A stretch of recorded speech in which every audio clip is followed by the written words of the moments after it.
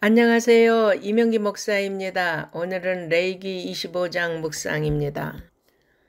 희년법은 안식년을 소개함으로 시작합니다.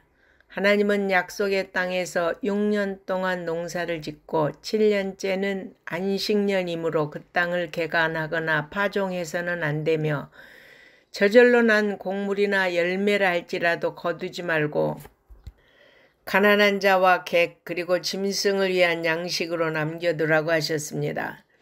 이는 땅의 주인이 하나님이시기 때문에 안식년을 통해 땅이 있는 사람이나 없는 사람, 심지어 동물까지도 소산을 먹을 권리가 있음을 가르쳐 줍니다. 하나님은 6년째 해에 많은 복을 주셔서 그 소출로 3년 동안 먹기에 충분하도록 해주시겠다고 약속하셨습니다. 그러므로 이스라엘은 하나님의 약속의 말씀을 믿고 믿음으로 순종해야 했습니다. 예수님은 우리에게 이방인들처럼 무엇을 먹을까 마실까 염려하지 말라고 하셨습니다. 공중에 나는 새도 먹이시고 백합화도 입히시는데 하물며 당신의 자녀를 책임지지 않겠느냐는 것입니다. 그러므로 성도는 하나님의 말씀대로 순종하는 삶이 축복의 기름을 잊지 말아야 합니다. 7번 안식년을 지낸 다음에 즉 50년째 해는 희년입니다.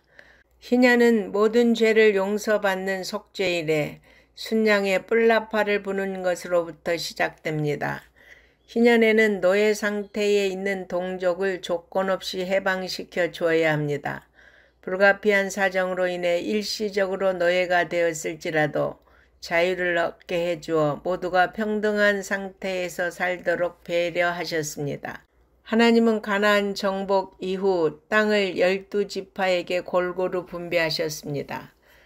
처음엔 모두가 평등한 공동체였습니다. 그러나 시간이 지나면서 다른 사람의 기업을 사는 사람과 파는 사람이 생기기 시작하여 불평등한 구조가 생겼습니다. 그러므로 하나님은 백성이 지나친 탐욕을 품지 않도록 50년마다 땅을 본래의 주인에게 돌려주도록 하는 제도를 만드신 것입니다. 따라서 속죄일에 희년의 나팔소리가 울려 퍼질 때 종되었던 자가 해방되고 각자의 기업이 회복되는 날이었으니 나팔소리를 듣는 순간 그들은 해방의 기쁨에 감격하지 않을 수 없었을 것입니다. 이와 같이 예수님이 이 땅에 재림하실 때에도 하늘로부터 천사들이 불어대는 우렁찬 나팔소리가 온 세상에 울려 퍼질 것입니다. 이 나팔소리는 희년의 나팔소리에 마찬가지로 우리에게 죄와 사망으로부터 완전한 해방이며 우리의 본향인 하늘나라 기업의 완성을 알리는 기쁨의 나팔소리일 것입니다. 그때 우리 성도는 모든 슬픔과 고생의 눈물은 사라지고 주님이 예비하신 천국에서 영원토록 참된 자유와 안식과 기쁨을 누리며 살아가게 될 것입니다. 여러분, 그러한 참된 안식을 소망하며 사모하시기 바랍니다. 하나님은 누구도 땅을 독점하지 못하도록 제도적 보안 장치를 마련하셨는데 기업으로 받은 땅을 빚 때문에 팔았더라도 언제든지 물을 수 있게 하신 것입니다. 즉 값을 지불하고 땅을 되찾아오는 것인데 가장 가까운 친족이 물으고 안되면 본인이 부유하게 된 후에 물을 수도 있고 전혀 방법이 없을 경우에는 희년까지 기다렸다가 되돌려 받게 하셨습니다. 하나님은 파산한 사람일지라도 영구히 땅을 빼앗기지 않도록 하셨습니다.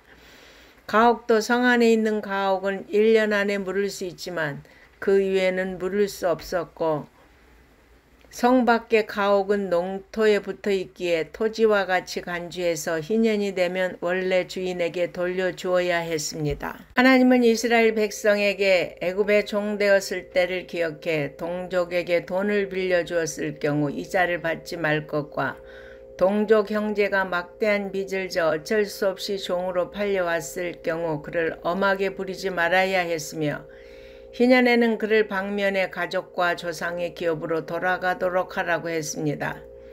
예수님은 1만 달란트 빚진 종의 비유를 통해 은혜를 받았음에도 불구하고 이웃에게 은혜를 베풀지 못한다면 하나님의 진노를 살 수밖에 없음을 말씀하셨습니다.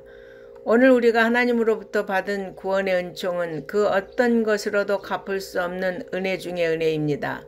따라서 우리도 이웃에게 은혜와 자비를 베풀지 않을 때 하나님의 진노를 살 수밖에 없을 것입니다. 성도 여러분, 우리는 그리스도 안에서 형제 자매된 자들입니다. 우리는 성도가 고통당하는 것을 바라만 보지 말고 그를 도와줌으로 우리가 하나님의 자녀됨을 증거하고 하나님께 더욱 풍성한 은혜와 복을 받아 누리는 복된 성도가 되어야 하겠습니다. 아멘.